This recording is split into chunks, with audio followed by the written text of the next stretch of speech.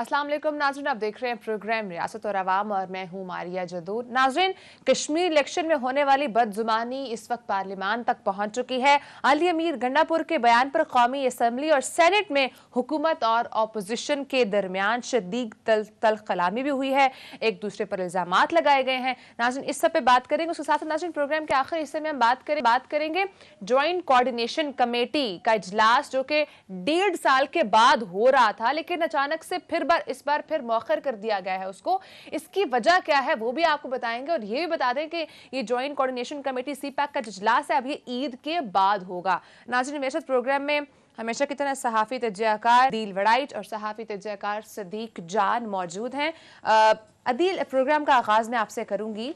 ये जो हम एक्सपेक्ट कर रहे थे और हम चाहते भी हैं कि जो हमारे हुक्मरान हैं या जो पार्लिमानी जो लोग हैं वो एटलीस्ट इस तरह की ज़ुबान ना इस्तेमाल करें, लेकिन एक तरफ इलेक्शन मुहिम चल रही है कश्मीर की, वहाँ पर जो बदजुबानी चल रही है वो आहिस्ता आहिस्ता ट्रांसफ़र हो रही है पार्लिमान के अंदर भी।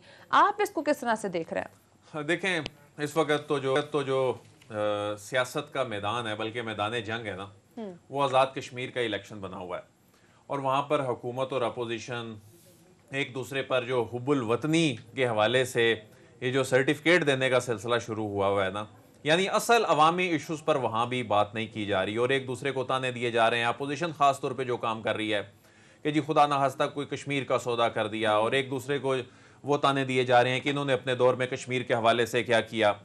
तो जिस तरह 2-2.5 साल यहाँ भी अवाम के इशू पर अपोजिशन ने बात नहीं की और हुकूमत भी ज़्यादा तो एहतसाब पर बात करती रही, तो यहाँ पर जाकर भी अब क्या हो रहा है कि जी हुकूमत कह रही है जी आपने अपने दौर में क्या किया, आपने उफा का जो एलामिया था उसमें से कश्मीर निकलवा दिया, आपने जो भारत गए आप हुर्रियत रहनुमाओं से मुलाकात नहीं करते थे, आप कुलभूषण यादव का नाम नहीं लेते थे, आप बगैर वीज़े के वो जो जंदाल है उसको बुला लेते थे, मोदी साहब आपकी शादियों पर आ जाया करते थे।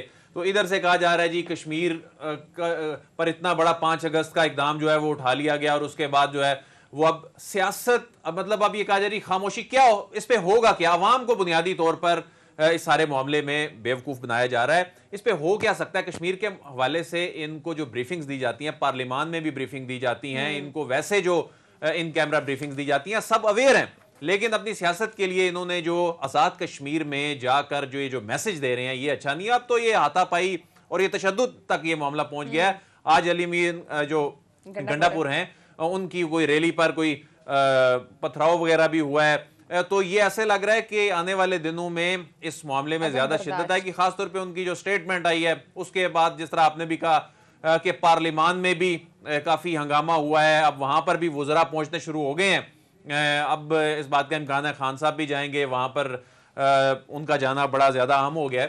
तो एक दूसरे पे इल्जामात का जो सिलसिला है ये ऐसे लग रहा है कि कश्मीर के इलेक्शन के बाद भी इसके नतायज जो हैं वो इसलिए सामने आते रहेंगे कि जो दूरियां बढ़ गई थी पीपल्स पार्टी और नून लीग में, ऐसे लगता है आगे जाके ये दूरियां जो हैं वो कम हो जाएंगी, क्योंकि अब हुकूमत जो मुआशी इदादो शुमार जो थे, इशारिये थे, उनमें तो कॉन्फिडेंट नजर आ रही थी। तो अब इनको चाहिए तो, हालांकि ये जिस तरह आज पेट्रोल की कीमत में इजाफा हुआ है, पेट्रोलियम मसनूआत की कीमत में इजाफे पे आड़े हाथों लेना चाहिए, अवामी इश्यूज पर बात करनी चाहिए, लेकिन नहीं, वो उन इश्यूज पे बात कर रहे हैं जिन पे दुनिया को इस तरह का नेगेटिव पैगाम नहीं देना चाहिए। और अपनी सियासत के लिए अब वो जो इस्लामाबाद की सियासत है वो आज़ाद कश्मीर के इलेक्शन में नजर आ रही है। अच्छा सदीक, आपको क्या लग रहा है, आपको जो अब इस वक्त ऑपोजिशन कर रही है उसका फोकस इस वक्त अवामी इश्यूज पर नहीं है? हम जितने भी पार्लियामेंटेरियंस हैं इस वक्त उनकी बात करें तो एक दूसरे पर गद्दारी के इल्जामात लग रहे हैं, या ये कहा जा रहा है कि आपने सौदा कर दिया, उन्होंने सौदा कर दिया। जो असल अवामी इशू है उसको क्यों नहीं पॉइंट आउट किया जाता है? जी, मैं इस पर भी आता हूँ। पहले तो मैं अदील वड़ाई साहब ने जो बात की उससे 100% इख्तलाफ करता हूँ। अदील वड़ाई साहब ने कहा कि ये सब जो सूरत हाल चल रही है तो शायद पीपल्स पार्टी और नून लीग में दूरियां कम होंगी, दूरियां बढ़ेंगी। उसकी 2 रीज़न्स हैं। अच्छा, उसकी एक रीज़न तो ये है कि कश्मीर में भी नून लीग और पीपल्स पार्टी आमने सामने एक दूसरे के खिलाफ इलेक्शन लड़ रहे हैं, और वहाँ पर भी देखें, बिलावल की तकारीर उठाकर देखें, ये तो बिलावल चले गए अमेरिका, वरना बिलावल यहाँ पर होते तो इस वक्त हुकूमत के खिलाफ चीज़ें नहीं होनी थी। ये प्रोग्राम जो हो रहे होते वो पीपल्स पार्टी और नून लीग के हवाले से हो रहे होते, तो इनमें दूरियां बढ़ेंगी। उसकी रीज़न दूसरी ये भी है कि पंजाब में पीपल्स पार्टी ने अपनी जगह बनानी है, उसके लिए वो कोशिश कर रहे हैं। तो वो पंजाब में नून लीग की कुर्बत से वोट बैंक अपना नहीं बढ़ा सकते। पंजाब में अगर पीपल्स पार्टी को वोट बैंक बढ़ाना है तो पीपल्स पार्टी को ये शो कराना होगा कि नून लीग के दुश्मन हम ज़्यादा बड़े सियासी दुश्मन हैं, तहरीक इंसाफ तो कुछ भी नहीं है। तो इसलिए वहाँ पर आप देखेंगे कि पीपल्स पार्टी, जैसे आपने देखा भी बिलावल ने यहाँ तक कह दिया कि लाहौर के ख़ानदान है जिनकी रगों में खून है सिलेक्ट होने वाला, और इस तरह की उन्होंने बातें की, सख्त बयान उन्होंने दिए नवाज शरीफ के हवाले से कि वो तो कहते थे नजरियाती हूँ और किस किस तरह के, और मोदी के यार, और ये सारी बातें हो रही हैं। तो नून लीग और पीपल्स पार्टी में दूरियां बढ़ेंगी, एक तो ये बात है। दूसरा, मैं इससे भी इख्तलाफ करूंगा कि अदील बड़ाई साहब ने जो ये बात कही कि इसके बाद जो है वो सियासी तौर पे तलखी बढ़ेगी, मेरा नहीं ख्याल सियासी तौर पे तलखी बढ़ेगी। उसकी रीज़न ये है कि इस वक्त अपोजिशन कहीं पर भी स्टैंड नहीं कर रही, और ना पार्लिमान के बाहर ना पार्लिमान के अंदर कुछ भी नहीं है, कोई दमखम नहीं रहा, जहर निकल चुका है अपोजिशन का। उसकी रीज़न क्या है? आपने पहले दिन से कहा कि हम ये इन असम्बली को कबूल नहीं करते, आज तक आप उन असम्बली के अंदर बैठे हैं। फिर आप याद करें मौलाना APCयाँ हुई, ये हो गया वो हो गया, धरने देंगे, एहतजाज करेंगे। फिर मौलाना फजल रहमान आज़ादी मार्च लेकर आए, उस वक्त भी कहा गया कि हुकूमत चली गई, जी का जाना ठहर गया, सुबह गया या शाम गया। फिर जब मौलाना यहाँ पहुंचे तो कहा गया कि मौलाना कच्ची मट्टी पे पाँव नहीं रखते, किसी वजह से वो आए हैं। जब वापस गए तो कहा मौलाना इतने सादा नहीं है, वापस गए तो किसी वजह से गए हैं। फिर चलते चलाते PDM बन गई। जब PDM बन गई तो आप 20 सितंबर का दिन याद करें, जब सजा याफ्ता मुजरिम जो हैं, जो कि पाकिस्तान से बाहर बैठे हैं, उन्होंने जो तकरीर की पाकिस्तान के इदारों के हवाले से, पाकिस्तान के इदारे के सरबराह के हवाले से नाम ले लेकर, तो उस वक्त भी ऐसा लगा कि इससे पहले इस तरह की सूरत हाल नहीं हुई।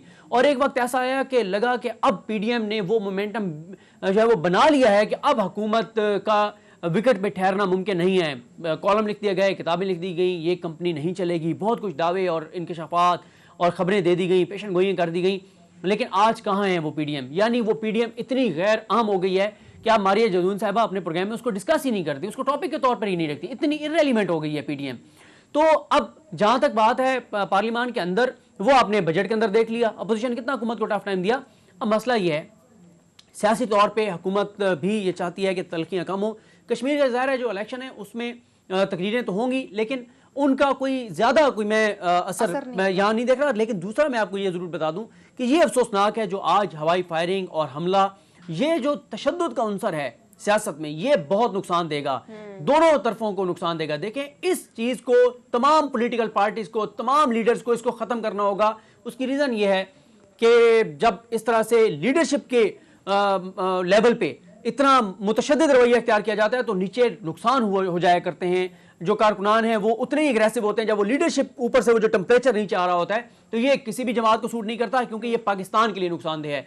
तो ये हमारी दरख्वास्त जरूर होगी तमाम पॉलिटिकल पार्टी से कि अपने एक छोटे से सियासी फायदे के लिए पाकिस्तान को इस आग में मत झोंकिए, इस पॉलिटिकल टेम्परेचर को तशद्दुद के अंसर की तरफ ना लेकर जाइए। और हुकूमत की जिम्मेदारी इसलिए ज्यादा बनती है कि जितना पॉलिटिकल टेम्परेचर नीचे आएगा उतना इस हुकूमत को फायदा है। अच्छा अदील, आप इस बात से एग्री करेंगे, जैसे आपकी दोनों बातों का जो है ना वो इख्तलाफ किया है सदीक ने, वो ये कह रहे हैं कि पाकिस्तान पीपल्स पार्टी और पाकिस्तान मुस्लिम लीग अब एक दूसरे के राइवल्स हैं, वो कभी भी पास नहीं आ सकते और ना ही वो कहीं स्टैंड करती हैं इस वक्त। देखें, ये जो अभी अली अमीन गंडापुर साहब का जो खिताब था ना, इससे पहले सिचुएशन बड़ी डिफरेंट थी। अब आप देखें ना कि अपोजिशन का तोपों का रुख इकट्ठा होकर हुकूमत की जानिब है, तो मैंने बेसिकली उस तनाजुर में बात की थी। और दूसरी बात यह है कि अपोजिशन आपस में लड़ते हुए कभी भी अवाम के पास नहीं जा सकती, क्योंकि अपोजिशन हमेशा गेन करती है हुकूमत पर तनकीद करके। तो अगर ये इकट्ठे नहीं होंगे, अगर नून लीग और पाकिस्तान पीपल्स पार्टी या पीपल्स पार्टी की शमूलियत नहीं होती PDM में, क्योंकि बेसिकली तो इख्तलाफात कहाँ से हुए थे, वो इस्तीफे के मामले पे हुए थे। नून लीग अब ये कह रही थी कि ये इस्तीफे दे के इन पे प्रेशर डालना चाहिए, लेकिन उसमें तो लूजर जो थी वो पाकिस्तान पीपल्स पार्टी थी और उसको नहीं करना चाहिए था। लेकिन अब जो वक्त कम होता जाएगा इंतखाबात में, तो वो झूठा सच्चाई सही, लेकिन वो एक प्रेशर बिल्ड करने के लिए जाहिर है उनको एक जो यूनिटी है वो तो दिखानी पड़ेगी। उसकी वजह यह है कि अपोजिशन का जो अपनी जो प्रोडक्ट बेचनी होती है ना, वो बेसिकली हुकूमत पे क्रिटिसिज्म करके बेचनी होती है। ये जो एक दूसरे को ताने ये जो दिए जा रहे हैं, ये अवाम की इनमें कोई दिलचस्पी नहीं है और अल्टीमेटली अवामी इश्यूज पर आकर ही बात करनी होगी। तो अब मेरा ख्याल है जो सदीक बात कर रहे हैं इसमें कोई शक नहीं है, सदीक ये बात दुरुस्त है कि PDM जो है आज उसका कोई वजूद नजर नहीं आता। लेकिन मैंने जिस तरह बात की कि ये इस इलेक्शन के बाद या जिस तरह अभी 1-2 दिन पहले सूरत हाल बदली है, इससे पहले एक दूसरे में आपस में लड़ रहे थे, लेकिन आज सूरत हाल डिफरेंट है। खान साहब जाएंगे, सिचुएशन जरा थोड़ी सी और डिफरेंट होगी। तो उसके बाद इस इलेक्शन के बाद मेरा ये ख्याल है कि ये हालात थोड़े मुख्तलिफ होंगे। ये पीडीएम में शायद कोई वापसी या इस तरह की सूरत हाल या कोई नया अलायंस इस तरह का बनता चले दिल जो भी है, लेकिन पॉलिटिकल राइवल्स हैं, लेकिन उसमें बदजुबानी का जो एलिमेंट शामिल होता जा रहा है वो एक गलत बात है। नाज़रीन, ब्रेक का टाइम हुआ है। ब्रेक के बाद नाज़रीन एक्सक्लूसिव स्टोरी आपके साथ शेयर करेंगे। जॉइंट कोऑर्डिनेशन कमेटी का इजलास जो कि 1.5 साल के बाद होना था, वो एक बार फिर से मौखर कर दिया गया है और वो अब ईद के बाद उसको रीशेड्यूल किया गया है। इसके हवाले से एक अहम स्टोरी आपके साथ शेयर करेंगे, साथ ही रहेगा।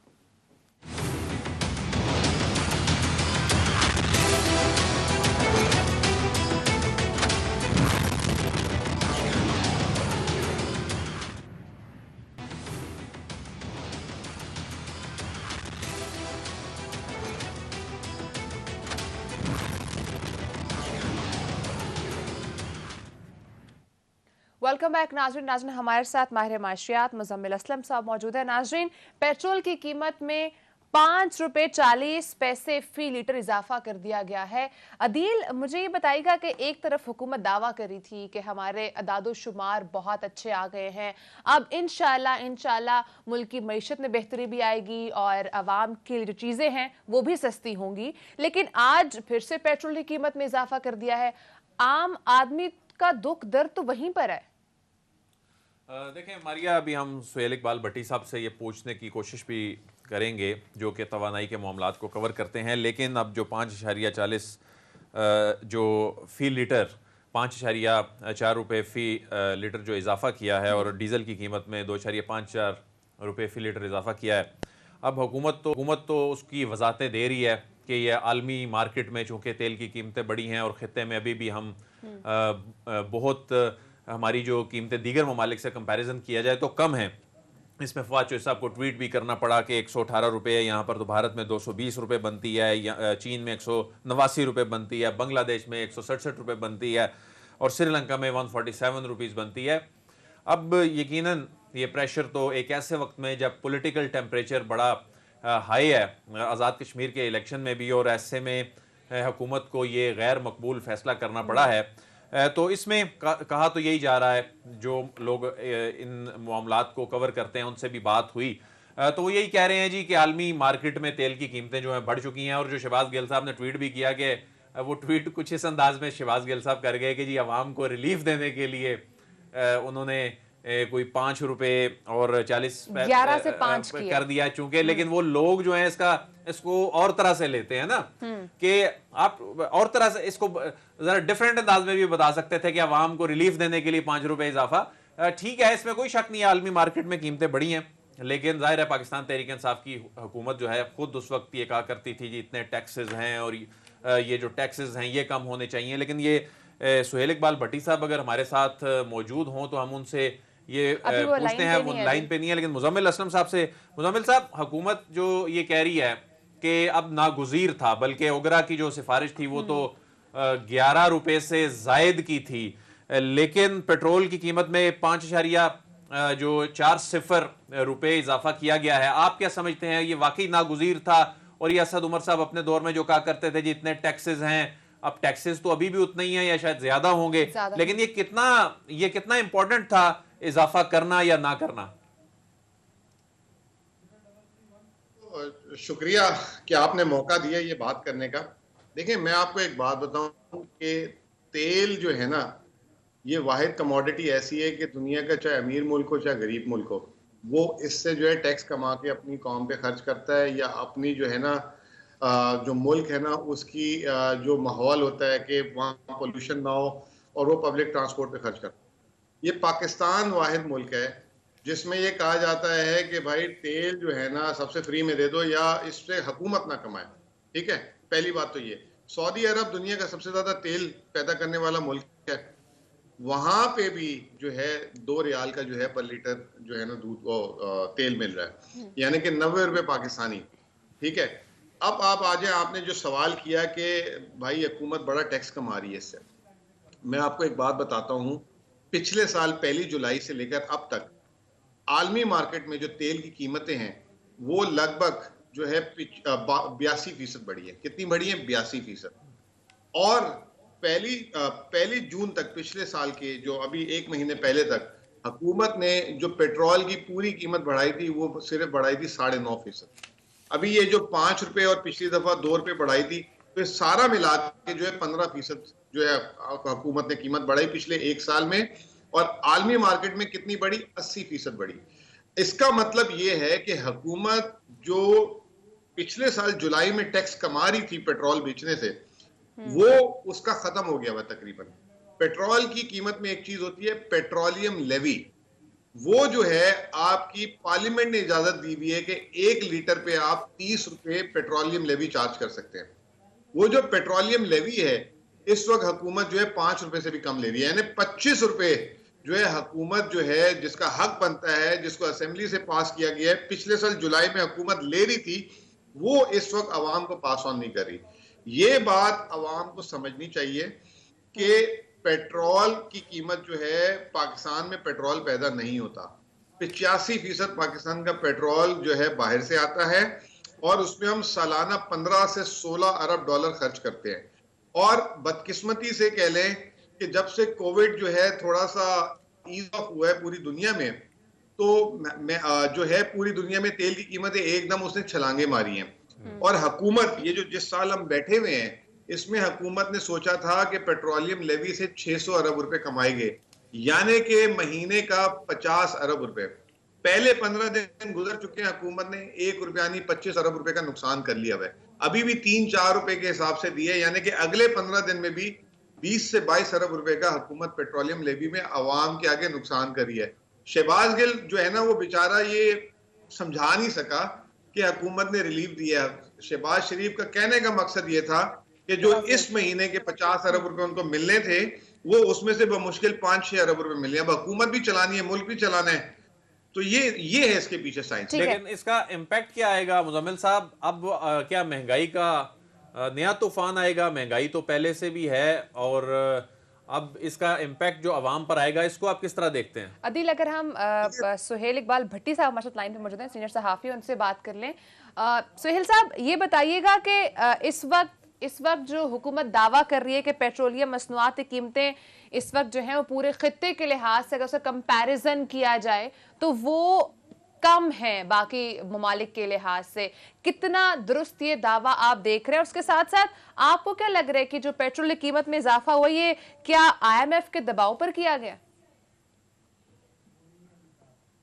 सुहेल साहब की लाइन ड्रॉप हो गई है। मुजम्मिल साहब, आपसे ये सेम क्वेश्चन है, आप बताइएगा कि जो हुकूमत दावा कर रही है इस वक्त कि दीगर जो ममालिक के खत्ते में उन सब के कंपैरिजन में पाकिस्तान की जो पेट्रोलियम मसनूआत की कीमतें हैं वो कम है, कितना दुरुस्त आप इस दावे को देख रहे हैं? और ये भी सर बताइएगा साथ के इम्पैक्ट इसका अवाम पर अब क्या आएगा? देखिए अदील, इम्पैक्ट जो है ना उस पर आएगा जो पेट्रोल खरीदता है। और मिसाल के तौर पे मैं आपको अपना बता देता हूँ कि मेरा जो है महीने का जो है ना, अगर पूरे घर की तमाम मैं बात करूं तो मेरे घर का महीने का 50,000 रुपए का पेट्रोल लगता है, ठीक है ना। तो लगभग जो है 5% कीमत बढ़ी है, तो 2,500 रुपए इस महीने हमारे पेट्रोल के ज्यादा, अगर हम उतनी ही गाड़ी चलाएं। असूली तौर पे जब कीमतें बढ़ती हैं तो लोग थोड़ा सा अपनी ड्राइव जरा फालतू 2 काम जो है एक ही चक्कर में करने की कोशिश करते हैं और चीजें जो है मेंटेन करते हैं अपने बजट को। लेकिन मैं अपनी बात बताऊं तो मेरा जो है 5% अगर मैं जैसे पेट्रोल खर्च करता हूं तो वो मेरी जेब से खर्च होगा। कहने की बात यह है कि जो पेट्रोल इस्तेमाल कर रहा है उसका तो ये जो है इतने से जो है ना उसका बिल बढ़ जाएगा। अच्छी चीज ये है कि डीजल की कीमतें हुकूमत ने कोशिश की है कि ना बढ़े। डीजल पे आपकी जो है तकरीबन तमाम ट्रांसपोर्ट होती है, ठीक है। और अगर डीजल की कीमत नहीं बढ़ेगी तो फिर जो खुर्दोनोश अशिया जो मार्केट में आती है ट्रांसपोर्ट के, आम लोग जो ट्रांसपोर्ट जो डीजल की जो गाड़ियां हैं ये है वो है, उससे जो सफर करेंगे उनको इतनी बड़ी हिट नहीं पड़ेगी। तो अच्छी न्यूज ये है कि जिनकी सवारी नहीं है उनको जो ऐसी हिट नहीं पड़नी चाहिए। बुरी न्यूज उनके लिए है जिनकी अपनी सवारी है और जो पेट्रोल जेब से डलवाते हैं उनको 5% का फर्क पड़ जाना है। ठीक है नाज़रीन, हमें इस वक्त सुहेल इकबाल भट्टी साहब ने ज्वाइन किया है। सर, आपको मेरी आवाज आ रही है? बिल्कुल सर, बताइएगा, हुकूमत दावा कर रही है आज हुकूमत ने पेट्रोलियम मसनूआत में इजाफा किया है, पेट्रोल की कीमत में 5 रुपए 40 पैसे इजाफा किया है, और साथ ही दावा भी कर रही है कि इस वक्त पाकिस्तान में खित्ते के साथ कंपेयर किया जाए तो सबसे कम कीमतें हैं पेट्रोलियम मसनूआत की। आपको कितना दुरुस्त लगता है ये दावा? देखिए, इसके दो पहलू हैं। पहला, जो आपका दूसरा सवाल का हिस्सा है, दूसरा मैं उस पर बात कर लूंगा।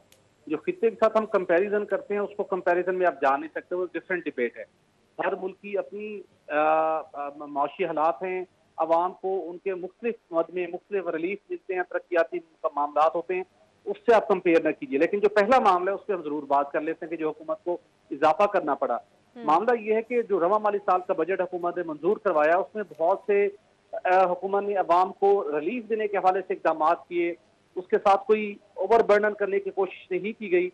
हुकूमत ने पेट्रोलियम मसनूआत के जरिए से ही एक कुशन रखा था कि मैं 600 अरब रुपए इकट्ठा करके अवाम की फलाह बहबूद पर खर्च करूंगी। लेकिन अब मामला ये हुआ कि अचानक इंटरनेशनल मार्केट के अंदर प्राइसेस ऊपर जाना शुरू हो गई।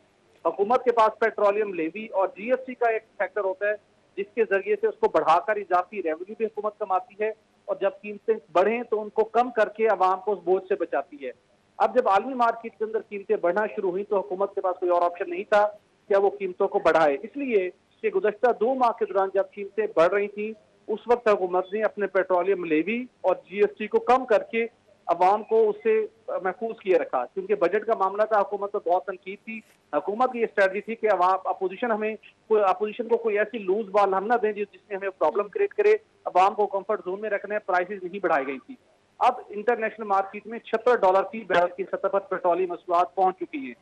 हुकूमत को जब से पाकिस्तान तहरीक इंसाफ की हुकूमत कायम हुई है, पहली मरतबा उन्हें पेट्रोल पर पेट्रोलियम लेवी भी उनको खत्म करना पड़ा है और GST भी 6% कम करना पड़ी है। लेकिन उसके बावजूद आलमी मार्केट में चूंकि कीमतें बढ़ रही हैं, हमारे पास अब कुशन नहीं है कि हम उसको अब्जॉर्व करें। अल्टीमेटली हुकूमत को कीमत बढ़ाना पड़ी। आने वाले दिनों में मजीद मुश्किल सूरत हाल बता रही है आलमी मार्केट, जो माहिरीन जिससे बात कर रहे हैं। तो ये वो फैक्टर्स हैं जो कि हुकूमत के कंट्रोल से फिल वक्त बाहर है। जी सर, अब इसका इम्पैक्ट क्या होगा, किस तरह से? आम आवाम तो यही एक्सपेक्ट कर रही थी कि अदादोशुमार अच्छे हो गए हैं तो अब शायद रिलीफ मिलेगा उनको। देखिए, हुकूमत ने एक अटेम्प्ट की कि अवाम को रिलीफ फराहम किया जाए, बजट के अंदर डिफरेंट मैयर्स लिए गए। लेकिन अब आलमी मार्केट का जो सिनेरियो है वो हुकूमत के कंट्रोल में नहीं है। अब इसका इम्पैक्ट क्या होगा? अवाम के ऊपर महंगाई का बोझ बढ़ेगा डेफिनेटली। पेट्रोलियम मसनूआत, बिलखसूस पेट्रोल और हाई स्पीड डीजल, ये दोनों प्रोडक्ट ऐसी हैं जैसे ही हुकूमत कीमत बढ़ाती है, अगले ही दिन हर चीज की कीमत में इजाफा हो जाता है। किराए बढ़ना शुरू हो जाते हैं, हैवी ट्रांसपोर्ट के किराए बढ़ जाते हैं, इंटरसिटी ट्रांसपोर्ट के किराए बढ़ते हैं, अशिया खुर्दनोश की नकल के लिए हैवी ट्रांसपोर्ट यूज होती है, उसकी वो किराए बढ़ाते हैं, एंड प्रोडक्ट महंगी हो जाती है। तो अब इसका इन्फ्लेशन के ऊपर इम्पैक्ट आएगा, जो पहले ही पाकिस्तान तहरीक इंसाफ की हुकूमत के लिए एक बड़ा चैलेंज रही है। अफरात ज़रब आने वाले दिनों में मजीद बढ़ेगी, क्योंकि हुकूमत के पास इस कुशन नहीं है मौशी हालात के पेश नज़र कि वो इस इम्पैक्ट को अब्जॉर्व कर सके। अल्टीमेटली उन्होंने पास ऑन करना है, महंगाई बढ़ेगी और ये बोझ अल्टीमेटली अवाम को उठाना पड़ेगा। इसके अलावा कोई और फिल वक्त ऑप्शन नहीं है, ना हुकूमत के पास और ना ही अवाम के पास, वो किसी सूरत हाल से वो निमट सके। ठीक है, बहुत शुक्रिया। मुजम्मिल साहब से मैं वैसे सवाल करना टाइम दिया मुजम्मिल साहब से अभी अगर टाइम है तो मैं बात करना चाहूँगा। मुजम्मिल साहब, ओवरऑल इकोनॉमी पे जो आप बड़ी पॉजिटिव बात करते हैं, जो बजट के दौरान भी आपने बड़ा पॉजिटिवली इसको, वो वाकई वो चीज़ें ऐसी थी लेकिन बहुत नेगेटिव बात की जा रही थी, लेकिन आपने कोई एक उम्मीद की किरण भी दिखाई। अब आपको कैसे लग रहा है? बजट आ गया है, नए टारगेट जो हैं वो सेट किए गए हैं, अवाम को रिलीफ, अवाम पूछते हैं ये एदादो शुमार बड़े अच्छे आ गए, हमें रिलीफ कब मिलेगा? इसको आप किस तरह देखते हैं? देखिए अदील साहब, जब हमारी आपकी आखिरी बात हुई थी उसके बाद भी जो है पाकिस्तान ने चंद रिकॉर्ड तोड़ दिए जी। जैसे कि अभी जो है कल पाकिस्तान के ज़र मुबादला के ज़खायर $25 अरब क्रॉस कर गए। ये तारीख में कभी भी जो है पाकिस्तान के $25 अरब के ज़खायर नहीं आए थे। आखिरी दफ़ा मुस्लिम लीग नून के ज़माने में 24.46 अक्टूबर 2016 में आया था। ये पहला रिकॉर्ड था। दूसरा रिकॉर्ड अभी जो है रेमिटेंसेस की बात कर लें, रेमिटेंसेस $29.3 अरब, पिछले साल से तकरीबन 27% ज़्यादा, और 20 साल में कभी एक साल में इतनी ज़्यादा जो है रेमिटेंसेस नहीं बढ़ी। ठीक है जी, ये दूसरी चीज़ आ गई। रेमिटेंसेस तो आम आदमी को भेजी जाती है, ना हुकूमत को मिलती है ना कुछ मिलती है, ना रिजर्व हुकूमत के होते हैं। फिर कल हमने देखा कि जो कारखानों का नंबर है, कारखानों की जो ग्रोथ आई है सिर्फ मई के महीने में, हालांकि आपको पता है छोटा महीना था, ईद थी, 1-1.5 हफ्ते की छुट्टी थी और कोविड के लॉकडाउन भी थे। 35% पिछले साल के मई से ज्यादा, और 11 माह की कुल मिलाकर जो कारखानों की ग्रोथ है वो हो गई है लगभग 14.58%। जब मैं आपके पास इस्लामाबाद में पिछले महीने था तो उस वक्त 4% जो जीडीपी थी उसमें हुकूमत ने 9 माह का जो है कारखानों का नंबर 9% लिया था, तो लगभग 6% वो बढ़ गई है। अब कारखानों की पैदावार बढ़ेगी तो किसकी, मुल्क की दौलत बढ़ेगी, आम आदमी को रोजगार मिलेगा, ये तमाम चीजें होंगी। अब जब मैं आपके लास्ट टाइम था तो उस वक्त चिकन की कीमत थी 300 रुपए, अब वो 200 रुपए से नीचे आ गई है। तो ये जो है ना, कुछ चीजों की कीमतें ऊपर जाती है, कुछ नीचे जाती है। लेकिन मैं आपको एक बात वाजे कर दूं, ये पाकिस्तान के लिए महंगाई नहीं हो रही इस वक्त।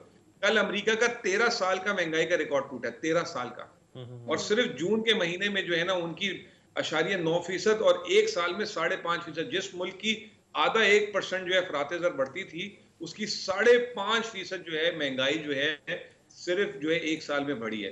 पाकिस्तान की सिर्फ 9% है, और आपको पता है पाकिस्तान और अमेरिका का कोई मुकाबला नहीं है।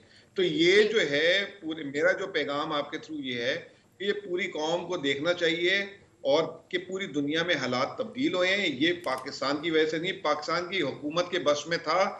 80% तेल की कीमतें बढ़ी, उन्होंने सिर्फ 15 से 16% बढ़ाई। यानी कि अगर वो भी 80% बढ़ा देते तो आज पेट्रोल की कीमत 160-70 रुपए होती, और कहाँ पे चीजें जाती। तो ये हुकूमत की आज भी ख्वाहिश नहीं है, जितनी वो बेचारे ट्वीट्स कर रहे हैं, ये कर रहे हैं, वो जस्टिफिकेशन देते, वो अंदर से खुश नहीं है, वो अंदर से बेचारे बहुत टूटे हुए हैं कि वो चाहते हैं कि ये उल्टा कम हो, लेकिन हालात नहीं इजाजत दे रहे। ठीक है, बहुत शुक्रिया मुज़म्मिल असलम, अपने प्रोग्राम के ऊपर टाइम दिया। नाज़रीन, एट द एंड गुफ्तगू का जो ओवरऑल रिजल्ट है वो ये कि इस वक्त आलमी मार्केट में जो पेट्रोलियम मसनूआत है उनकी कीमतें बढ़ी हैं, जिसकी वजह से उसका इम्पैक्ट पाकिस्तान में भी आ रहा है। नाज़रीन, ब्रेक के बाद इस तमाम का जो इम्पैक्ट है पॉलिटिकली क्या है उस पर सदीक से भी बात करेंगे और जानेंगे कि आगे क्या अपोजिशन इसको इसके साथ खेल सकती है, क्या अपोजिशन अवामी इशूज़ पर बात करना पसंद करती भी है कि नहीं, इसे बात करेंगे, साथ रहेगा।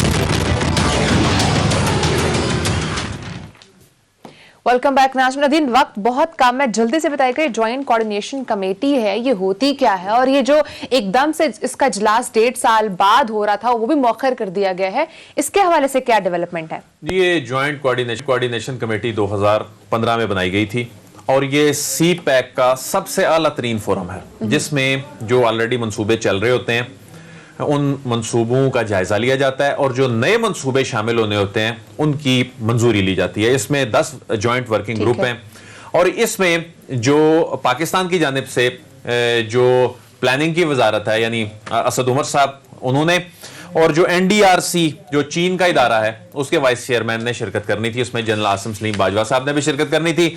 और इसमें जो टेक्नोलॉजी, ज़राअत, सनतों, ग्वादर पोर्ट, खास तौर पे ग्वादर पोर्ट पे अब जो डेवलपमेंट हुई हैं उनका जायजा लेना था, जो इंफ्रास्ट्रक्चर के मंसूबों का, और कई मंसूबे जो इस वक्त थोड़े कुछ अल्तवा का शिकार भी हैं उनको भी एक्सपेडाइट करना था।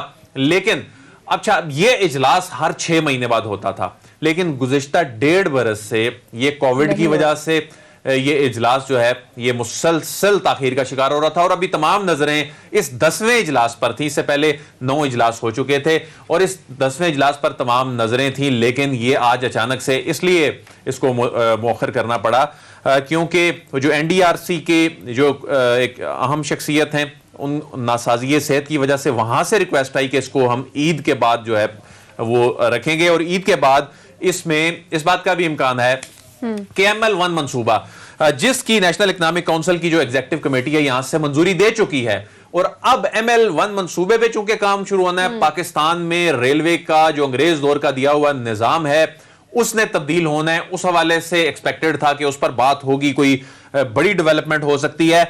और इसके अलावा जो ग्वादर पोर्ट, अभी जो ग्वादर में इतनी बड़ी डेवलपमेंट हुई है, जो उसका फेज 1 जो फ्री जोन है उसका मुकम्मल हुआ है, सेकंड का जो सेकंड फेज है उसका वजीर आजम संगे बुनियाद रख आए हैं, इन्वेस्टर्स आ रहे हैं। तो अब जो पहले जो गवर्नमेंट टू गवर्नमेंट लेवल के मंसूबे थे जो इंफ्रास्ट्रक्चर और एनर्जी के थे, अब जो प्राइवेट सेक्टर की बीच में इन्वॉल्वमेंट है उन्होंने आना है, नए मंसूबे, इकोनॉमिक जोन और ML1 मंसूबा। तो इसमें बड़े अहम डिसीजन होने हैं। ईद के बाद ये जो इजलास होगा ये वीडियो लिंक पर ही होगा और जो पहले से चलने वाले मंसूबे हैं और नए आने वाले मंसूबों के हवाले से ये बहुत ही अहम इजलास होगा। और इसका इम्पैक्ट भी बहुत ज्यादा है और इस सी पैक का जो मुस्तकबिल है वो इस पर जुड़ा है। नाज़रीन, टाइम खत्म हो चुका है, इंशाल्लाह आपसे कल मुलाकात होगी। अपना रखिएगा, अल्लाह हाफिज।